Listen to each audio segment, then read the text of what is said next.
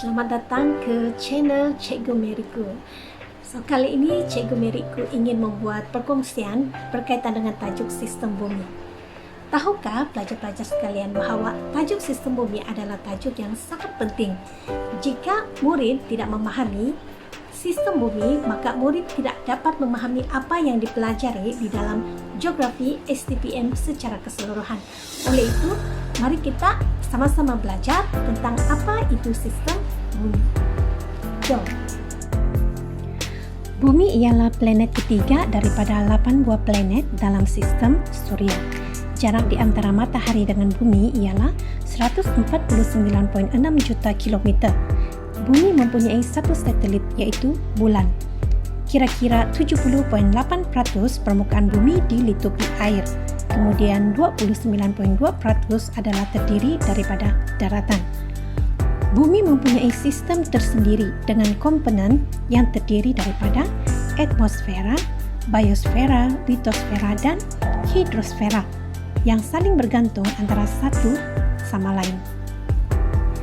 Sistem bumi bermaksud satu gabungan saling kebergantungan antara komponen atmosfera, litosfera, biosfera dan hidrosfera serta tenaga matahari sebagai sumber tenaga utama. Atmosfera ialah ruang udara dari permukaan bumi hingga ke angkasa lepas. Atmosfera terdiri daripada pelbagai jenis gas, uap air, pepejal dan tenaga matahari. Atmosfera berfungsi sebagai sebuah sistem dalam sistem bumi melalui fungsi setiap komponen dan saling bergantung antara komponen yang terdapat di dalamnya dan bergantung dengan sistem lain yang terdapat di planet bumi. Misalnya, saling kebergantungan antara komponen atmosfera dengan komponen hidrosfera. Litosfera ialah bahagian bumi yang terdiri daripada komponen pelbagai jenis batuan. Ini termasuklah komponen yang terdiri daripada tanah, bentuk-bentuk muka bumi, kawasan pergunungan dan banjaran. Litosfera berfungsi sebagai sebuah sistem dalam sistem bumi melalui fungsi setiap komponennya dan saling bergantung dengan sistem yang lain. Misalnya, saling kebergantungan antara batuan sebagai komponen litosfera dengan haba matahari sebagai komponen atmosfera. Biosfera ialah unsur hidupan yang terdapat di dalam sistem bumi. Biosfera terdiri daripada komponen tumbuhan, haiwan, manusia, dan mikroorganisme.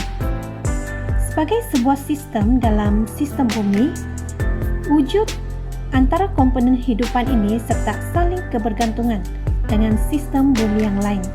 Misalnya, kebergantungan komponen biosfera yaitu tumbuhan dengan komponen atmosfera, kemudian bergantung dengan komponen litosfera dan komponen hidrosfera. Seterusnya, hidrosfera ialah unsur air semula jadi yang terdapat di dalam sistem bumi. Hidrosfera terdiri daripada komponen air tawar dan air masin. Punca utama air semula jadi ialah hujan, sungai, laut, tasik, paya, air bawah tanah dan juga salji. Setiap komponen yang terdapat di dalam planet bumi saling bergantung antara satu sama lain dan saling berinteraksi untuk mencapai keseimbangan di dalam sistem alam sekitar fisikal. Pembahagian sistem alam sekitar fisikal di peringkat STPM dibahagikan kepada 4, yaitu sistem geomorfologi yang merupakan sistem yang terdapat di dalam komponen litosfera. Sistem ini mengkaji tentang saling kaitan antara proses, faktor, dan bentuk di atas permukaan bumi sama ada berskala mikro atau makro. Sistem yang kedua adalah sistem atmosfera. Di bawah komponen atmosfera, yaitu kajian tentang saling kaitan antara unsur-unsur iklim dan cuaca yang berlaku di ruang atmosfera. Unsur-unsur iklim dan cuaca ini dikaji mengikut ruang dan masa. Sistem yang ketiga ialah sistem hidrologi, yaitu sistem yang terdapat di dalam komponen hidrosfera. Sistem ini adalah sistem yang membuat kajian tentang air di ruang litosfera atau atmosfera, termasuk pelbagai jenis kerpasan, air permukaan seperti sungai, tasik, kolam, dan juga air bawah tanah. Sistem yang keempat adalah sistem ekologi, yaitu satu sistem yang dikaji di dalam komponen biosfera. Sistem ekologi adalah kajian berkaitan dengan habitat flora dan fauna yang dipecah-pecahkan kepada ekosistem yang berantaian antara satu sama lain. Keempat-empat sistem dalam alam sekitar fisikal tidak berasingan dan saling berinteraksi antara satu sama lain dalam hubungan yang kompleks. Proses interaksi boleh bermula pada mana-mana sistem yang tidak terhenti setakat sistem itu sahaja, serta turut dialami oleh sistem-sistem yang lain.